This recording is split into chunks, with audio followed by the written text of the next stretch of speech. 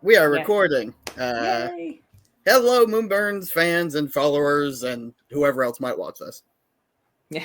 Yeah. How's it going, everybody? I'm Emily, aka your girl Mooncat, here with Eryk and PowerRob of Megatronix and a couple other projects. So happy that you can join us today and take a little bit of time out of your busy schedule. I know you got a lot going on. Um, Appreciate that. yeah. Thanks for having So me. yeah, absolutely. So Rob, go ahead and introduce yourself to the audience and tell us a little bit about your music projects. Yeah. I'm Rob. I go by the stage name sometimes of PowerRob, depending on the style of music. I've been a singer, songwriter for probably the better part of the last 10, 15 years, give or take. I've done a bunch of, I was in some 80s metal bands like Eryk. I was in a band called Throw Killer for about 6 years, actually about maybe 7 or 8 years. And currently, I'm the vocalist, lyricist of Megatronix, and I also have a solo project under the name PowerRob, where either I write the music or I collaborate with our artists who do the music, and I write the melodies and lyrics and stuff like that. I was involved in a bunch of rock operas, off and off, about 10 years in the area. Hmm. I got to, worked with a couple of different companies. I got to do a bunch of originals. Jesus Christ Superstar, Prog Metal Sweeney Todd was fun. Just kind of staying busy. And when I'm not doing that stuff, I teach voice lessons from my home as my day job. Cool. That's awesome. Oh, that's very cool. Yeah, I know you have a really impressive range, so I'm not Appreciate surprised. I'm not surprised that you also do vocal coaching. Yeah, so I had the good fortune of catching Megatronix twice, actually, in Philly Cool. at Mike Saga's Vortex events, and yeah, I actually got to meet your bandmate, Robbie Whiplash. So he's a ton of fun too. So I want to ask, yeah, how did you hook up with Robbie, the other Rob? Yeah, so we were in the same metal community Mm. off and on for a minute, but then eventually we met at an event called the 98 Rock All-Star Jam, where 98 Rock would handpick different bands in the area to do collaborations for charity, like big super groups. And he and I eventually ended up doing a couple songs together. I know we briefly spoke before then about the fact that we both had the same first name, Rob. And Yeah. that led to some nicknames, which eventually were resurrected for Megatronix. He was more into more extreme metal, so we called him Dark Rob, and I liked power metal, and so we called me Power Rob, and then we just kind of kept those names once eventually we did Megatronix. I was doing a music film series with Thrill Killer. It's like a rock synth pop kind of band, and in those music videos, it's every music video is part of a giant time cop movie, and we had DeLorean special effects, all that fun stuff, and cool. I needed a villain for part 2, and so I brought it up. I think I brought it up that I was working on it, and he hit me up, I believe, and he said, "Hey, he'd like to be a bad guy," and he ended up being the lead villain of part 2, which then he became kind of an anti-hero character in the third one. And around that time in 2018, he was like, "Hey, I've got a synthwave project. I want to see if we can maybe start together. I've got this original, this instrumental." Around that time, I was experimenting with it in Thrill Code to begin with. I was using some of those elements in some of the arranging, lyrics, obviously the visuals, and I had done some collaborating with some other synthwave guys, like very smoother pop stuff. And when he hit me up, I thought it was more of the smooth stuff. Like I was actually enjoying doing songs that didn't require me to have to, condition and, really work my range a lot. And so I thought, oh yeah, this stuff's great. Like I can, perform even with a cold and, not have to work. Like it's so smooth and low. It's great. And he sent me what became I Fight Time. And I quickly realized it's not the case. This is going to require some high stuff. And it became this kind of running thing where we released I Fight Time. We used under the Megatronix. We didn't think about making a band at the time. We just released it and kind of put it in the wild, and it started doing well. We were in an event called the Recall FM Battle of the Producers, and I remember I told Robbie, I was like, these competitions usually end up frustrating me. There's usually some cheating going on or something going on. So I was like, listen, just throw it in there, whatever. Like I'll show up in the chats and stuff, but I'm not, because I know if I get motivated about it, I'm gonna want to win, and then I'll get too competitive with it. And so I was like, whatever, just we'll do our best. We're going against producers that have like catalogs and whatever. And we ended up winning first place in the competition. And wow. Again, I was like, this is awesome, great. Like I know that if I start committing, I'm going to commit, and so I was like, okay, well, maybe there's sounds like there's something here. So we released their second song, and then we released Burning in Third Degree, and it's just started catching on. And funny enough, when I wrote the vocals for It Spoke to Us, that was supposed to be the easy one, like the one I was supposed to be able to rest during. And then we got to the bridge of that one, and my producer was like, hey, there's nothing going on for the vocals here. Let's start getting, do some flashy stuff. And I underestimated how long the bridge was. So as you going forward in a metal tune like that, there's only one direction really, which is up, up, up, up. So in another instance where I thought, hey, we got an easy song now for a change, it became the highest of the entire of all my songs. And it was just funny how like that's usually the Megatronix the studio experience where like I'm like, okay, I've got one where I could take a rest. This is great. And then midway through it, all right, we got to do something here. And it's like, yeah, you're right. All right, let me see. And then later, it's like, oh crap, I've done this. And what have I done? So that's usually Megatronix. But no, it's done well. It's been refreshing working with Robbie. He and I have, we've been working together for 8-9 years now. Oh wow! And it's definitely, it's in my opinion, there are benefits. We get to. If we book a show, we just have to check in with one guy. If we want to do like Neotropolis, I don't know how we could have arranged it with like Thrill Killer, where there was like 4 of us, 5 of us, depending on the lineup, and we have to get the tickets and get all the fees for that, hotel rooms, and Robbie and I would just pick up and go, and it makes for a much easier process. But yeah, him and I have been doing been working together for a long time. He's actually on the new album for 2 tunes. Okay. Very cool. He's on we have a Dirty Diana cover he does drums on. Okay. And he's on the drums on Dark Star. So if I'm doing music, there's a strong possibility he's involved in something. And he was one of my last rock operas on the drums. So yeah, him and I heck, we have the same landlord. We're a few blocks away now. Like that's nice. We work together a lot. Oh, that's awesome. Nice. Oh, very cool. Yeah, actually, Eryk, you got the next one. I do. So, yeah. So how did y'all come up with the name for your band, Megatronix? That was Robbie. Okay. That wasn't the only times where I didn't actually have too much of a hand in that. I jokingly mentioned at the time that we could just make it all capital letters, Rob, and make it like an acronym or something. 'Cause the running gag at that point was that we were running with so many musicians that were named Rob. Yeah. I think we had a bassist who was auditioning for Thrill Killer. He was a drummer at the time at that point, also named Rob. And so we were just at that point, we were just like, this is great. Like we had our guitar player named Sebastian at the time, and we were like, there's got to be a way we can legally get his name changed to Rob. And middle name. Wrap this up. Yeah. Sebastian. Yeah, right. So that was him. I'm not sure. There's nothing, I guess, too deep about the name of that one, and that was more him. Okay. Yeah, no, I mean, it just has a really great, 80s metal ring to it. So yeah, I give credit to him on that one. Yeah. All right, that's fair. Right. So, what would you say some of your musical influences are? That's a great question. Depends on the style. For heavy metal, for vocals, I mean, Halford's definitely in there. Jeff Tate from Queensryche was a big one. I got into voice initially for power metal. So Yosim Khans of Hammerfall, Tobias Sammet, Ed Guy, Bruce Dickinson of Iron Maiden.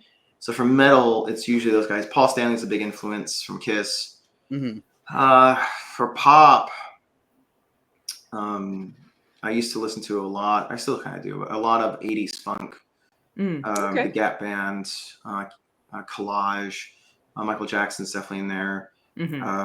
But yeah, Also a big one was my old job. I was a session singer for about 3 years for a remix company.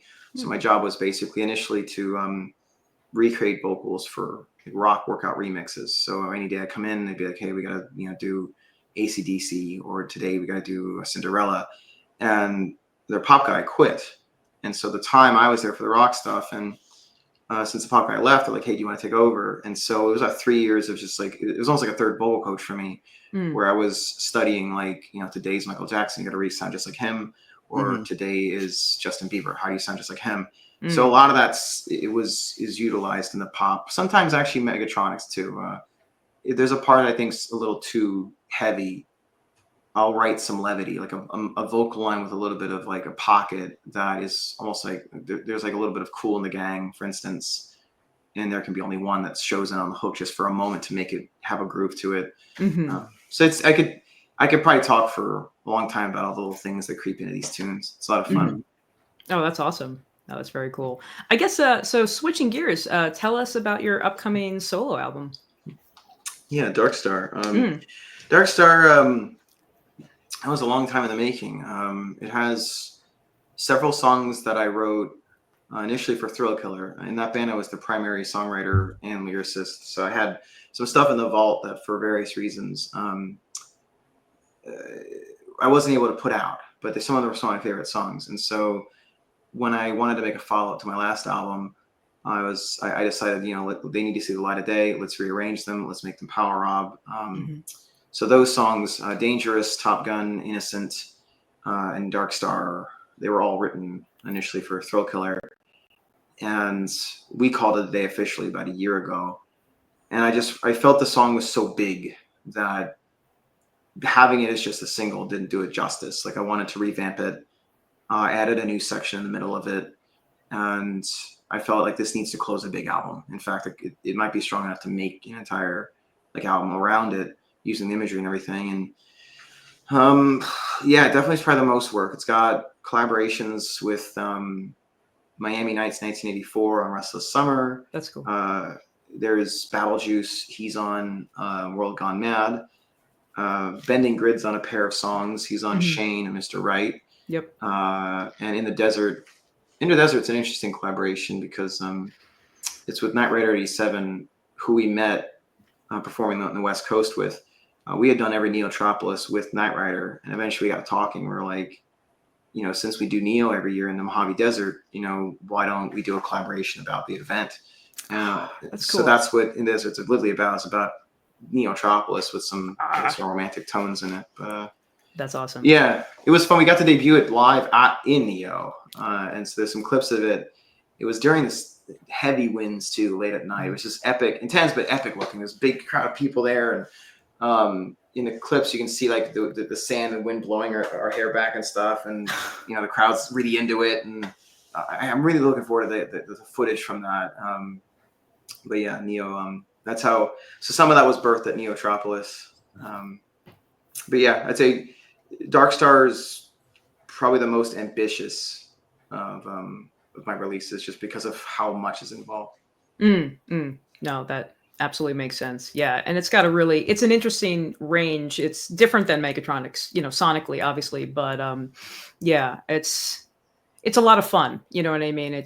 Every song is not cookie cutter. It's not formulaic at all. It's kind of takes a lot of twists and turns. So I had a ton of fun listening to it. I just want to put that out there. Yeah, absolutely. So any upcoming shows, actually, maybe even related to the solo album?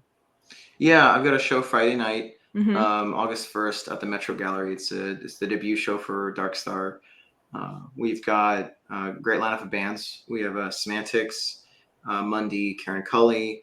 They're all really good rock pop bands. And I've got a new guitar player lined up for it, Nick Loper. We've been working our butt off. We just got done rehearsal yesterday. We got new gear coming in, a bunch of new lights that I've ordered. Actually, partially thanks to the Philly show. Oh, good. We found during sound check that I have a custom LED mic stand with a swivel on it, and when I went to turn it off my remote, it was influencing Mike Saga's lights, and we found out that they were the same signal. Oh my gosh. And so I talked to him, I was like, yo, where'd you get these? They look amazing. And Mhm. I got lucky that there was 1 6-pack of them online left, and they all sync together. So now the lights with the swivel mic stand I have all sync up with these light poles now.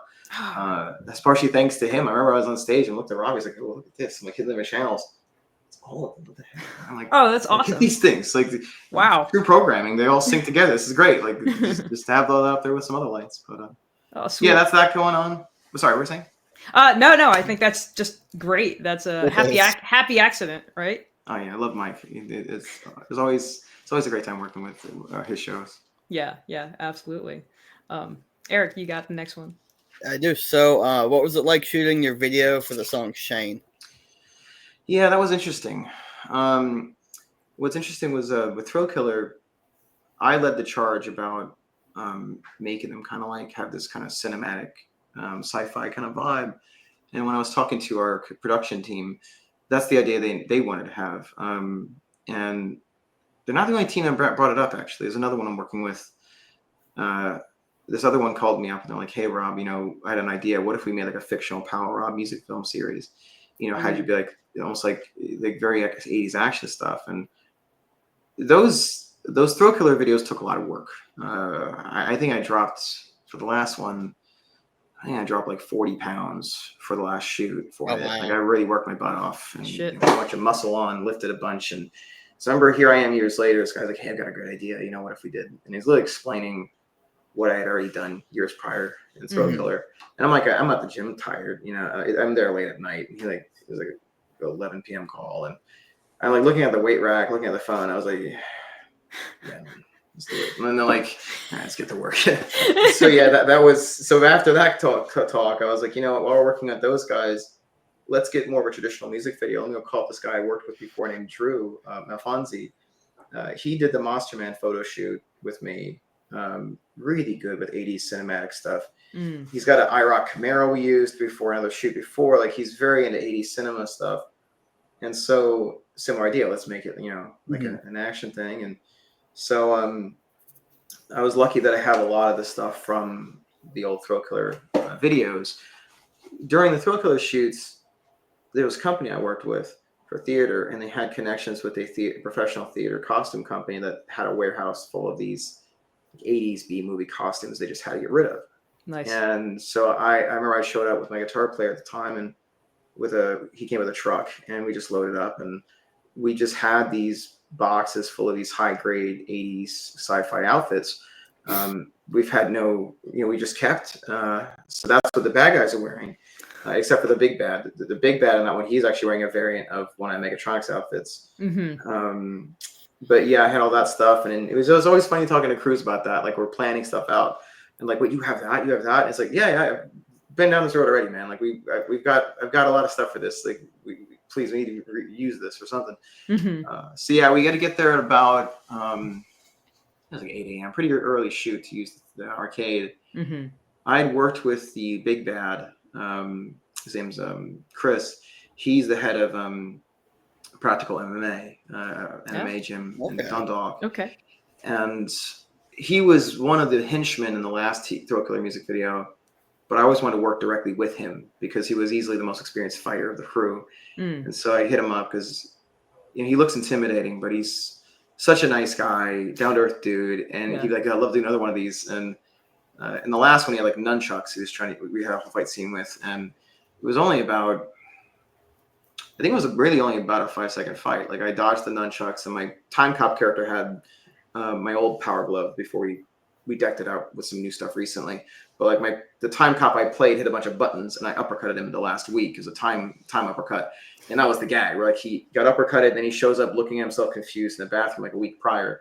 And ever since then, it was like, what if we actually worked out something more elaborate? And so we spent time at his gym. He did. You can tell in the rehearsal footage his experience. It was a lot of me kind of keeping up with him. And then we found out when we got there, the arcade we had used was a venue I did a rock opera at years ago, and I did not know that their old arcade had a lot of room and only a few cabinets. And so I thought it was that. So it's big. We'd have big open space to do this whole fight in. And then when we got there, I had no idea they got rid of the area that we did the old opera in 2019 and built this gigantic, elaborate, like dense arcade. So we had no idea when we got there, like we don't have a lot of room to work with. Oh yeah. And so thankfully, you can see with Chris, he's such a pro that he just fine. Like I remember I was nervous. I didn't want to hit the guy, but he's used to getting hit. And so we had moments where he's like, just hit me. You know, in between takes. I'm like, my inhibition to not hit the guy. I know I could take it. You know, he's a fighter. But like, there's a double kick at the end of it. That was, I would say probably 40% of the shoot was running it with different angles to get, there was a scissor kick I did. And the take we landed on was where I actually made contact. And I remember I felt okay doing it because it hit the chest armor. And that was my custom chest armor where I was kind of like, if this gets messed up, it's my chest armor and not him. Right. Yeah. And so that's where I got the good kick. I was like, okay, good. I felt metal on that one. That's my chest piece. You're gonna feel it. But yeah, it was quick. I'd say a lot of it is the excellent editing of Drew and his team. But yeah, we should be getting a final cut. I'm thinking Tuesday or Wednesday. Okay. So I'm excited about that. It's coming along nicely. Nice. And Awesome. do you know like when it might be, like roughly when it might be released, made public? If all goes well, I'd like to have it out as soon as the release day. So when I would perform the show, I'd like to actually be able to play it when we perform on stage for Shane. So cool. There's a big projector behind us. Yeah. I'd like to just debut it by performing Shane and then having the music video playing behind us. So that's the plan. Yeah. Well, I hope that happens. That would look amazing. Absolutely. It's looking strong. I'm feeling good about it. Yeah. Fingers crossed. Oh yeah, Eryk, you got the next one too. Yep. Yeah. So, what is your local scene like, and how does it compare to other areas you've been to? That's a kind of a several-fold question. Actually, it depends on the style. Yeah. I know we talked about this a little bit online. Yeah. So for synthwave, not really much. It's for the pop stuff. It's mainly, I think, really PowerRob and like one or two other projects, and we really don't gig too much together. It's why with this show I focused more on pop rock bands that Throat Killer had played with, that I knew could bring it for people and were good live performers. For synth metal, there's a new band coming out that we played with that I think are really good. They're called Rubicon Sky. I think they're kind of newer. I think the best way to I guess my best analysis of what I heard was, I think that their output in terms of their musical abilities and their writing and production, I would say is a lot higher than the current numbers are, and I'm feeling those numbers are going to explode soon enough. Like I think that they're very humble guys. They're hard workers, and I pardon me, it's almost like a vibe that they might not realize how good they are yet, and I think eventually their numbers are going to reflect that. But right now, I was surprised. I just think that it's a matter of time before they have some pretty big numbers. Those guys are great. I'd love to work with them again. Nice. And you're so as far as like scenes goes, like regionally, so you're based in the Baltimore area, is that right? Yeah. So like how's like synthwave, would you say like in your Baltimore, we'll just say like maybe tri-state area compared to like West Coast? Oh man. So I made a couple posts about that actually. I made a fun reference to Tupac about that, or the California Love thing. Yeah. So synthwave is kind of a mixed bag in terms of, even across the US. So there's hot spots, I'd say. Baltimore, you'll get a crowd if you're part of what I refer to as the first generation of synthwave, like Gen 1. So Gen 1's gonna have your Street Cleaners, it's gonna have your Dance with the Deads, those kind of guys. Midnight, those dudes. They'll bring people. I think Gen 2, maybe Gen 3, those guys, it's a little harder. So for Baltimore, you'd have like when we did a show a while back in September for PowerRob, I had one band, and then we had two DJs. That brought a decent crowd. Like it felt pretty sizable, good energy, great, very good crowd. But you had to kind of get a little creative. It's not like rock where you book 5 bands, everyone works together. You got to kind of have a mix of both, I think.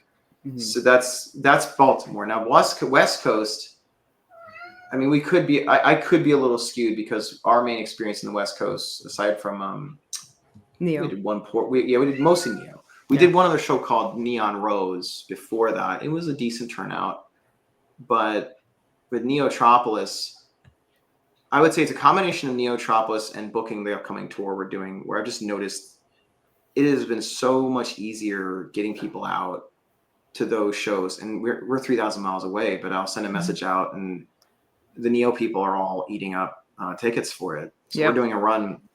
I forgot to mention, Megatronix, we're going on tour Street Cleaner in September. And so we're doing San Diego, LA, San Francisco, Portland, and Seattle.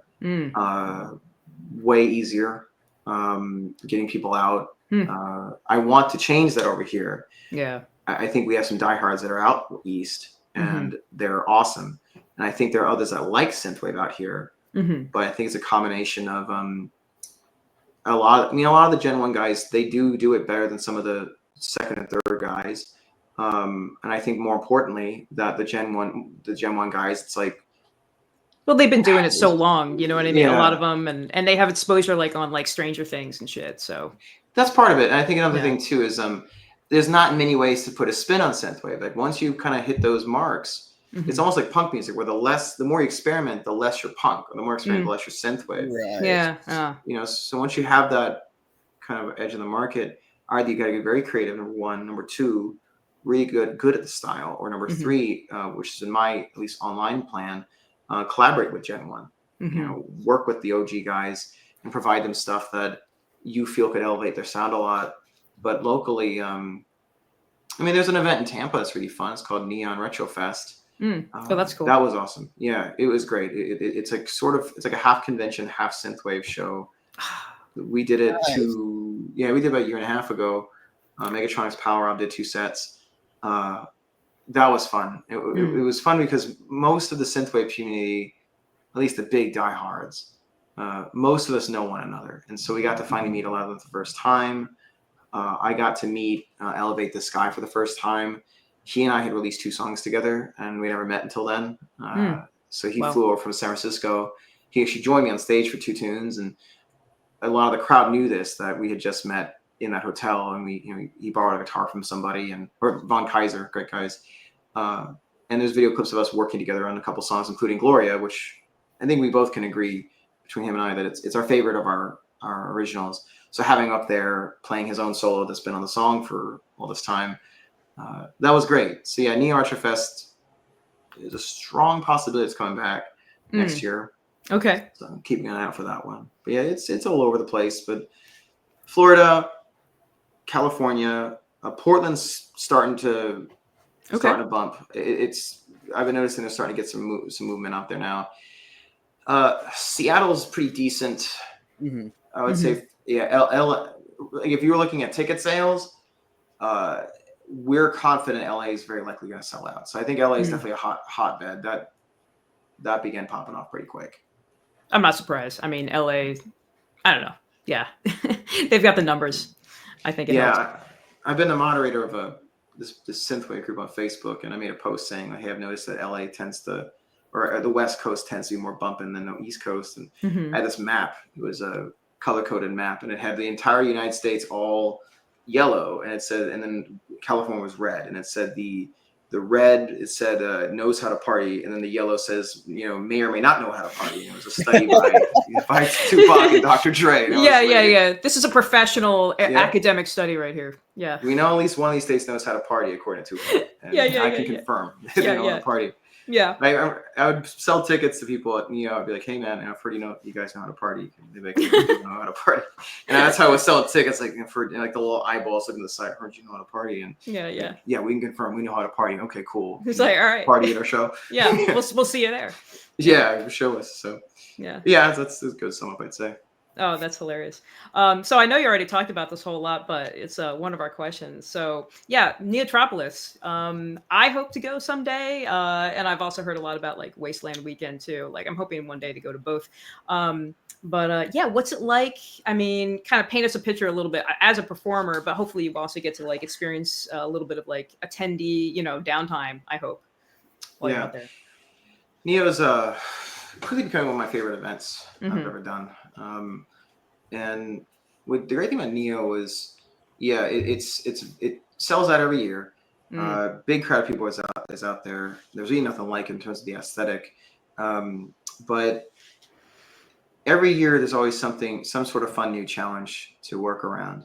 Year one, for instance, was I remember when we booked it. Robbie had booked the show. So I knew nothing about it. He knew about Wasteland, and he was like, "Hey, I submitted this Wasteland thing." And I was so worried about booking other shows that I was like, "Oh, great, whatever," and I hope it's a cool show. And we get accepted, and he's like, "Hey, is this thing out in the Mojave?" And I thought it'd be like a club, nearby. And I was like, "Great," And they said, "Yeah, they're gonna pay for the flights and stuff. This is this." I'm like, "Oh, it's cool." And hotel rooms and all that. And he's like, "Yeah, the problem is that we're playing a show the night before with Dance with the Dead in Baltimore." And so I was like, "Oh no!" Yeah. Oh, God. So like, I was for Megatronix, I already have sleep apnea, so sleep's tricky for me, and I need it to do a good job. And so I remember I was just kind of like, just take the show, man. Like they're covering for everything. I'll figure something out. We'll just get in the plane first thing the morning of, and so we had to basically get in a plane, fly over. The outfits we had back then, they were elaborate, but not like the armor stuff we have now, so they can kind of pass as quote unquote civilian outfits. So we just wore our outfits, and we had to go on 2 flights, one to Arizona and then one to California, and we just did it in gear. And so we got there, and this guy shows up. He's doing this truck at LAX airport, and he's like, "Hey, I'm Viper. I'm looking for Megatronix." And I looked at Robbie and like, it sounds like Neotropolis to me. Yes, the prayer guy. And so I've got, we got our gear, we just get in the truck and everything. And so I had never been in the desert. So I thought it was going to be dry and hot, based on what I've always seen. I forgot about the lack of atmosphere at nighttime. And so we get there, and the guy's like, "Hey, man, there's a 5-mile-an-hour speed limit heading to camp." And again, I thought, this is a club, something like that. And we start driving in like just pretty much just sand on the final trek, and I was like, "Holy crap, this is like the desert. Oh wow!" And so I'm noticing my sinuses are starting to itch, and put a mask on, and I was like, "Oh, really this early?" Like I was expecting this to happen mid-set, like So I had a game plan, but there's footage when we got there. We're tired, we got jet lag, we got about 30 minutes to set up. It's this giant like Blade Runner city. I've got sensory overload at this point. I was like, this is not what I expected. This is cool. This is great, cool stuff. And this lady walks up to me, and she's like, "Hey, do you want a go-go dancer?" And we have these giant platforms at the time, so we're not even close to one another. So there's no way for Robbie and I to like coordinate on stage if something's wrong. Like there'll be stuff on stage, like something's off or something. It'll look like we're in character or something like that, but I'll quickly in his ear say something if something needs to be adjusted or something, or vice versa. And so here I am thinking, great. So we're like several hundred feet apart, these giant platforms, and they're not very wide ones. And so I felt a little bit of moving going on at least the first time. So I was like, okay, I've got to adjust for that. Oh God. And then I'm feeling like I'm noticing this is really cold. Like I'm feeling it to my feet are hurting, and I'm realizing, okay, so now I'm breathing in this fine, icy, like particle sand. Okay, so this is okay. Well, and in my head, I'm calculating, okay, how do I adjust around this and this?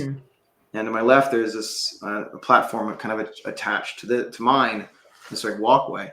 There's this go-go dancer with a light whip, like flipping around and stuff. It looked awesome. And like for me, my peripheral vision is like flipping out, because when I'm performing these sets, which is my senses feel like super heightened.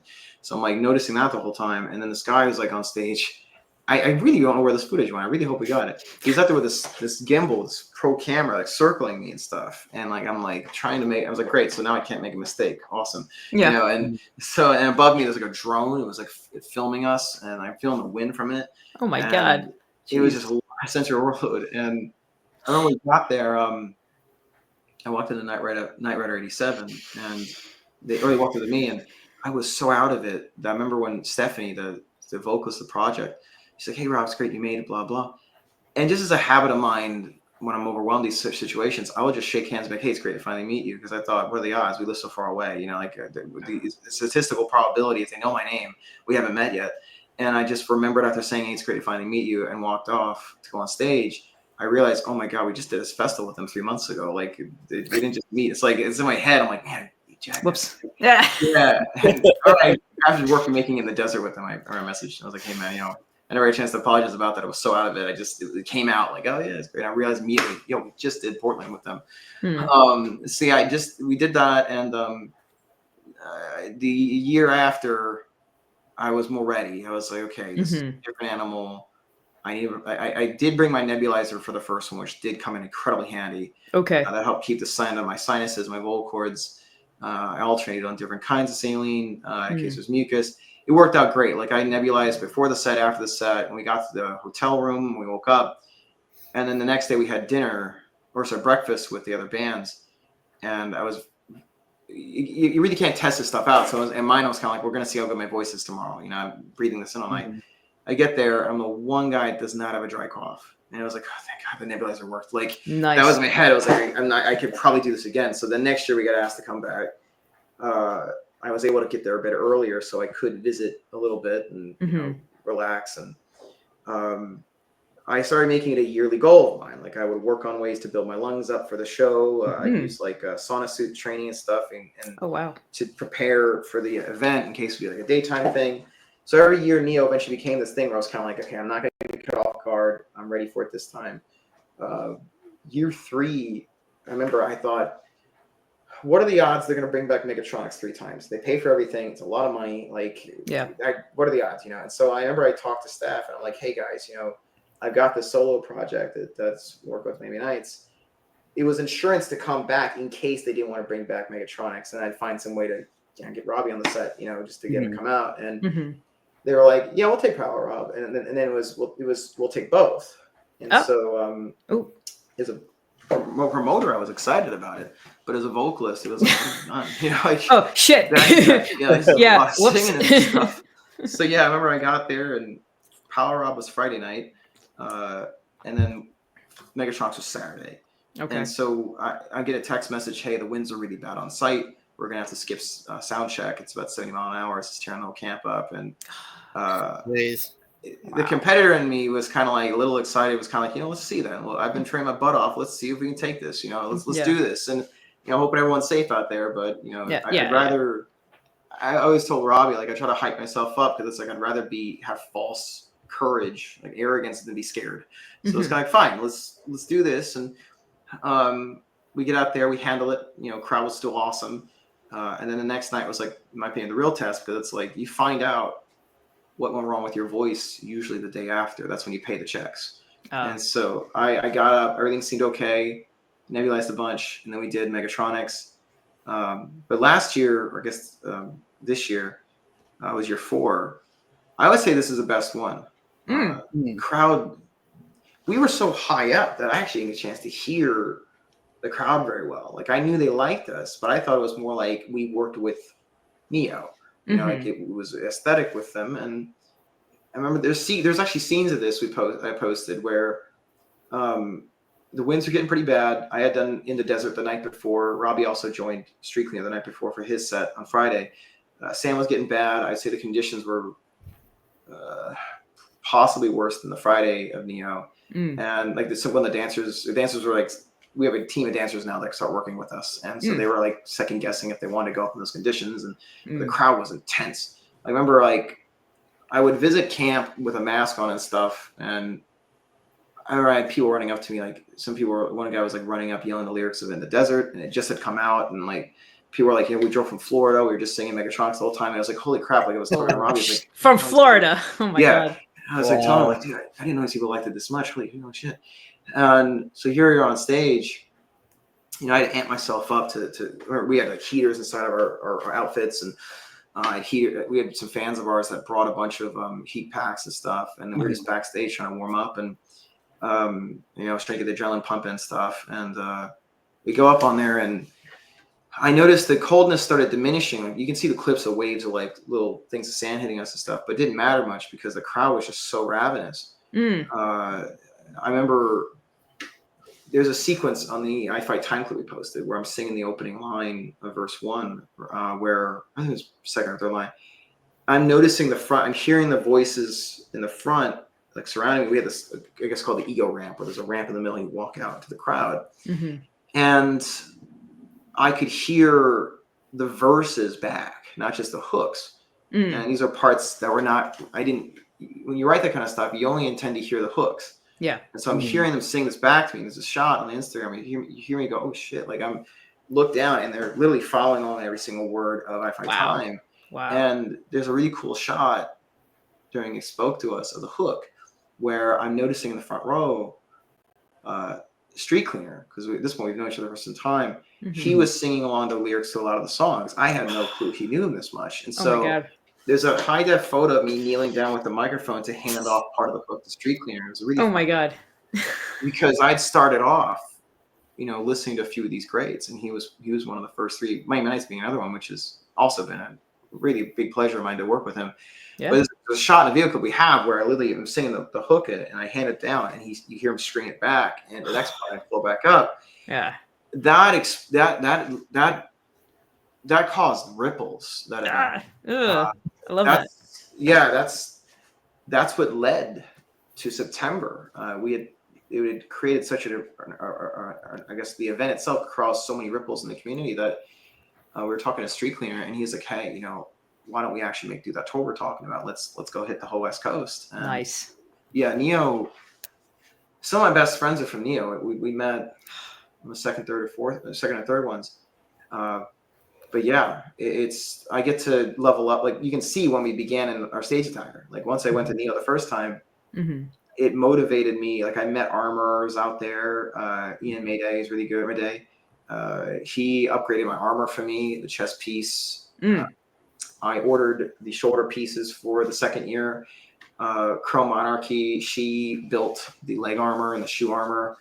She knew about Neo, and so she customized the shoe armor for me for it. And Ian also modified the Power Glove recently with the new lights in it. That was his upgrade. He built my bracers. But it's just this community that it's getting bigger. Yeah.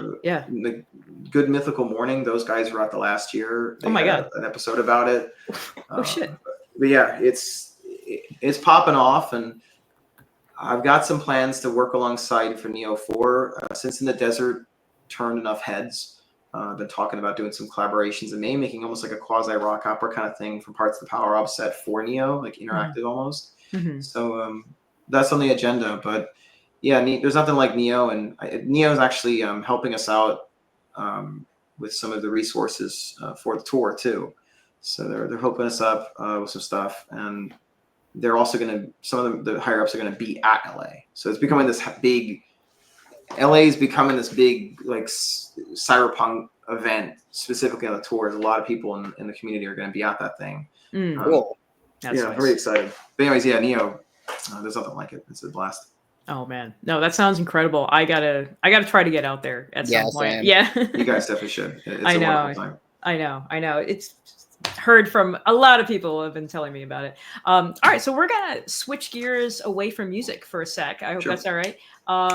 Not to put you on the spot here, but top 3 '80s movies.